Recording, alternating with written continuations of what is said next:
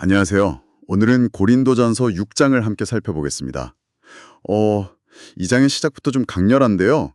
신자들끼리 다툼이 생겼는데 이걸 세상 법정으로 가져가는 문제를 바울이 아주 따끔하게 지적하고 있어요. 왜 교회 안에서 해결하지 못하고 굳이 불신자들 앞에서 재판을 받느냐, 뭐 이런 거죠. 네, 맞습니다. 1절부터 바로 그 문제를 정면으로 다루죠. 심지어 바울은 성도가 세상을 판단하고 나중에는 천사까지 판단할 건데 형제 사이에 이런 사소한 문제를 처리할 지혜가 그렇게 없냐고까지 묻잖아요. 그렇죠. 2절, 3절, 5절에 걸쳐서 아주 강하게 질책합니다. 이게 그냥 소송 자체에 대한 불만일까요? 아니면 그 배경에 좀 더 근본적인 이유가 있는 걸까요? 그게 정말 중요한 포인트입니다. 바울에게는 이게 그냥 법정 싸움 그 이상이었어요. 초대교회 공동체는 그 당시 세상 속에서 하나님의 대안적인 공동체를 보여주는 그런 증인 역할을 해야 했거든요. 증인 역할이요? 네. 그런데 신자들끼리 막 다투고 그걸 해결 못해서 세상 법정까지 가서 서로 고소하고. 자, 여러분 한번 상상해 보세요. 이걸 보는 불신자들이 교회를 어떻게 생각했을까요? 복음의 메시지가 상당히 흐려졌겠네요. 바로 그거죠.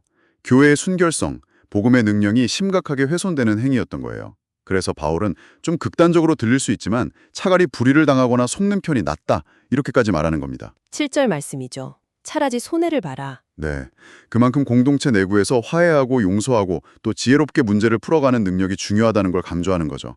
이건 신앙 공동체의 정체성 자체가 걸린 문제였던 셈입니다. 공동체의 증언이라는 관점에서 보니까 훨씬 그 무게감이 다르게 느껴지네요.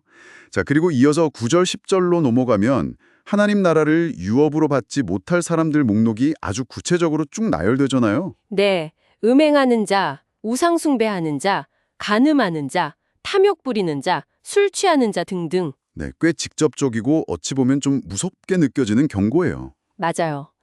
당시 고린도라는 도시가 항구 도시였고 굉장히 번성했지만 또 그만큼 도덕적으로 문란한 부분도 많았거든요. 아마 그런 사회적 현실을 어느 정도 반영하는 목록일 수 있습니다. 하지만 여기서 절대 놓치면 안 되는 핵심이 있어요. 그건 바로 다음 구절 11절입니다. 11절이요? 너희 중에 이와 같은 자들이 있더니 하는 부분 말씀이시죠. 네, 전에는 너희도 그랬다고 솔직하게 인정해요. 하지만 여기서 끝나지 않죠. 주 예수 그리스도의 이름과 우리 하나님의 성명 안에서 씻음과 거룩함과 의롭다 하심을 받았다, 이렇게 선언합니다. 씻음, 거룩함, 의롭다 하심. 네, 씻음을 말 그대로 죄 용서를 의미하고요. 거룩함은 하나님께 구별되어서 점점 더 거룩하게 변화되는 과정, 즉 성화를 말하죠. 그리고 의롭다 하심은 하나님께서 법정에서 너는 죄 없다 선언하시고 우리를 받아주시는 것을 의미해요. 그렇군요. 단순히 죄 목록만 나열하고 끝나는 게 아니네요. 그럼요. 그러니까 이 경고는 정죄가 목적이 아니라 과거에 우리가 어떤 모습이었던지 상관없이 그리스도 안에서는 완전히 새로운 존재가 될 수 있다는 그 구원과 변화의 능력을 강조하는 거죠. 강력한 희망의 메시지인 셈입니다. 여기 계신 여러분에게도 동일하게 열려있는 그런 변화의 초대라고 할 수 있겠네요. 와, 경고 속에 담긴 희망이라 인상 깊습니다. 그리고 12절로 넘어가면 그 유명한 구절이 나오죠. 모든 것이 내게 가하나 다 유익한 것이 아니요. 네, 맞아요. 모든 것이 내게 가하나 내가 무엇에든지 얽매이지 아니하리라. 이 구절을 통해 그리스도인의 자유가 결코 방종이 아님을 분명히 하는데요. 특히 바울은 이어서 몸의 사용, 구체적으로는 성적인 문제, 즉 음행에 대해서 아주 강하게 경고합니다. 18절에서 음행을 피하라고 명령하죠? 네. 근데 왜 유독 음행이 다른 죄들과는 좀 다르게 자기 몸에게 짓는 죄라고 특별히 언급했을까요? 다른 죄들도 몸으로 짓는 경우가 많을 텐데요. 바울 신학에서 몸이라는 개념은 우리가 생각하는 것보다 훨씬 중요하고 또 깊은 의미를 가집니다. 단순한 육체 덩어리가 아니에요.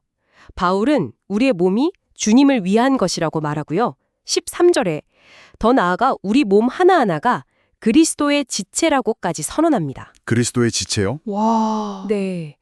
그리고 결정적으로 우리 몸은 하나님께로부터 받은 바 성령의 전이다, 이렇게 말합니다. 19절. 정말 놀라운 관점이죠? 성령님이 거하시는 성전, 우리 몸이요? 그렇죠. 따라서 음행은 단순히 개인의 도덕적인 실패, 그 차원을 넘어서는 거예요.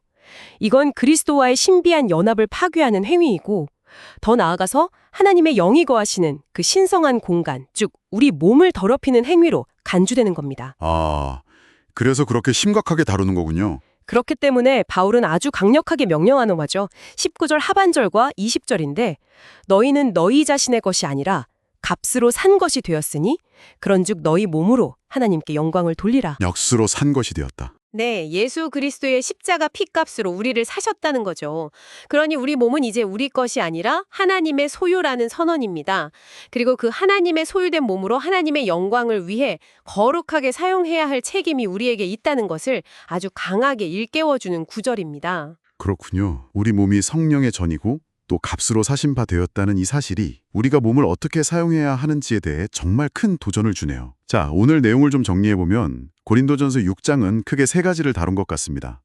첫째는 공동체 안에서 갈등이 생겼을 때 어떻게 지혜롭게 해결할 것인가? 네, 세상 법정이 아니라 교회 안에서요. 둘째는 과거에 어떤 죄를 지었든 그리스도 안에서 변화되고 구원받을 수 있다는 확신과 희망. 그렇죠. 씻음과 거룩함과 의롭다 하심. 그리고 마지막으로 우리의 몸이 단순한 육체가 아니라 성령의 전이며 하나님의 영광을 위해 거룩하게 사용해야 할 도구라는 점. 맞습니다. 아주 중요한 원칙들을 제시하고 있죠. 오늘 말씀 참 깊이 생각해 볼 내용이 많은 것 같습니다. 네, 그래서 마지막으로 여러분께 질문 하나를 던지면서 마무리하고 싶습니다. 방금 이야기 나눈 값으로 사신 바 되었다. 즉 우리의 몸과 삶이 근본적으로 우리의 소유가 아니라는 이 바울의 선언 있잖아요. 네. 이것이 오늘날 우리가 너무나 중요하게 생각하는 가치들, 예를 들어 개인의 자유라든지 아니면 자기 몸에 대한 결정권 같은 것들과 어떻게 조화를 이룰 수 있을까요? 그러네요. 아니면 어쩌면 이 둘 사이에는 어떤 좀 본질적인 긴장 관계가 있을 수밖에 없는 걸까요? 여러분 각자의 삶의 자리에서 한번 깊이 성찰해 보시면 좋겠습니다. 네, 값쓰고 사신 몸과 개인의 자유, 정말 깊이 고민해 볼 질문인 것 같습니다. 오늘 고린도전서 6장 심층 분석 여기서 마무리하겠습니다. 감사합니다. 감사합니다.